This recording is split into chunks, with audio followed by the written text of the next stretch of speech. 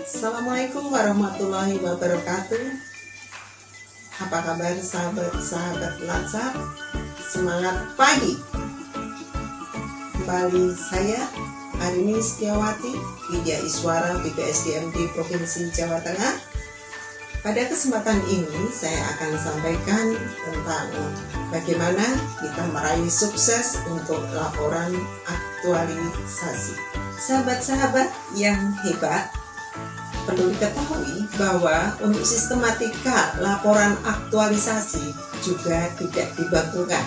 Namun demikian, kita semua sepakat bahwa komponen-komponen yang harus ada di dalam laporan aktualisasi harus menjelaskan apa yang diperlukan agar nilai yang adik-adik dapatkan dapat maksimal. Nah, bagaimanakah sistematikanya? Mulai dari cover, kemudian semua tentang rancangan aktualisasi yaitu di bab 1, bab 2 tetap. Semua yang ada di dalam rancangan aktualisasi langsung dimasukkan dalam laporan. Kemudian ditambah dengan bab 3 yaitu pelaksanaan aktualisasi habituasi. Apa saja yang setidaknya tertuang di dalam bab tersebut?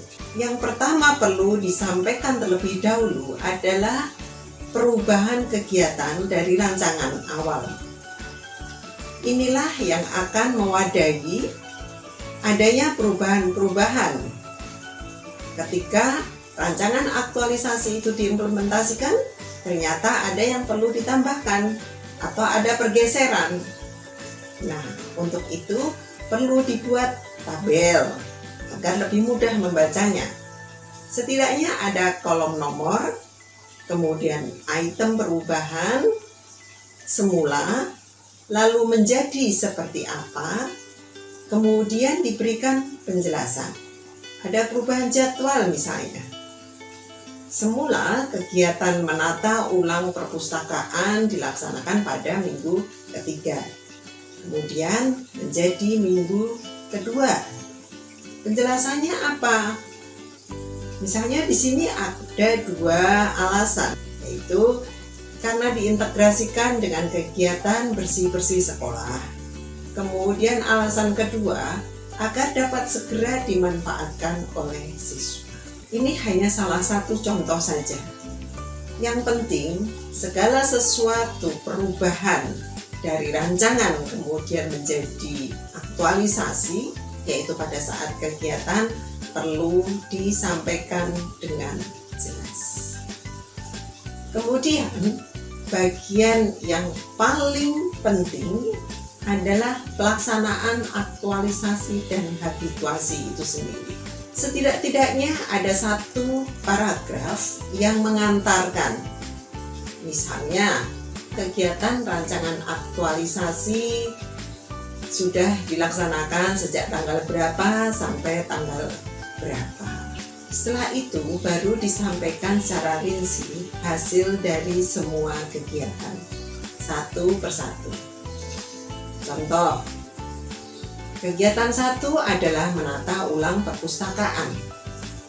Maka jangan lupa disebutkan sumber kegiatannya, tanggal pelaksanaannya, lokasinya di mana, kemudian hasil outputnya apa. Tentu saja hasil dari output sudah tinggal kopas dari tabel rancangan aktualisasi. Jangan lupa dicek kembali sudah benar atau masih perlu disempurnakan kalimatnya. Bagian berikutnya yang tidak kalah penting, dan ini bobotnya 20%, adalah aktualisasi habituasi nilai-nilai dasar aneka dan kedudukan serta peran PNS dalam NKR. Pada bagian ini, adik-adik bisa mengambil dari kolom 3 dan 5. Apa saja yang dimasukkan? Yaitu mulai dari tahapannya terlebih dahulu. Kemudian dari setiap nilai-nilai dasar, kemudian keterkaitan dengan agenda 3, lalu di tahapan itu berilah buktinya. Buktinya apa? Bisa foto, bisa screenshot, atau foto dari data, tabel. Jangan lupa, ketika mencantumkan bukti, berilah keterangan. Keterangannya apa? Keterangannya adalah bukti bahwa adik-adik sudah mengaktualisasikan. Misalnya, bukti foto tersebut, bukti telah mengaktualisasikan nilai dasar, akuntabilitas, komitmen mutu, anti korupsi ketika membuat desain perpustakaan. Jangan lupa adik-adik bahwa kegiatan di dalam aktualisasi dan habituasi adalah sarana, atau saya menyebutnya kendaraan. Tetapi apa yang dibuktikan? Yang dibuktikan adalah nilai dasar aneka dalam peran dan kedudukan PNS. Inilah poin terpenting. Yang berikutnya, tahapan kedua, lakukan hal yang sama sampai tahapan terakhir pada kegiatan. Untuk golongan 3 harus ditambahkan dengan analisis dampak apabila nilai-nilai aneka tidak diaplikasikan dalam pelaksanaan tugas jabatan. Maka tinggal disampaikan saja. Misalnya, bila saya tidak menerapkan akuntabilitas, maka saya tidak dapat menata perpustakaan dengan baik dan mendapatkan dukungan dari semua pihak, dan seterusnya. Kemudian, kontribusi atau manfaat kegiatan bagi pihak lain dan terhadap pencapaian visi, misi, tujuan, dan penguatan nilai-nilai organisasi harus dicantumkan. Ini bobotnya masih termasuk yang 20%, sehingga harus diberikan penjelasan manfaat bagi pihak lain. Misalnya, manfaat bagi siswa menjadi lebih nyaman untuk memanfaatkan perpustakaan. Manfaat bagi guru misalnya, menambah sumber belajar, dan seterusnya. Kemudian, manfaat bagi visi, misi, tujuan, dan nilai organisasi harus dicantumkan. Adik-adik ingat di kolom 6 dan kolom 7 di rancangan aktualisasi, maka tinggal dipindahkan di bagian ini. Jangan lupa, karena ada item penilaian terkait dengan pencapaian tujuan, maka harus ditambahkan dengan tujuan yang mana di dalam pencapaian organisasi. Berikutnya adik-adik, untuk memastikan bahwa sebelum dan sesudah aktualisasi dan habituasi ini ada perbedaan, maka perlu disampaikan gambaran kondisi sebelum dan sesudah. Maka silakan dituliskan. Bisa diwadahi pada tabel kondisi sebelum dan sesudah aktualisasi habituasi.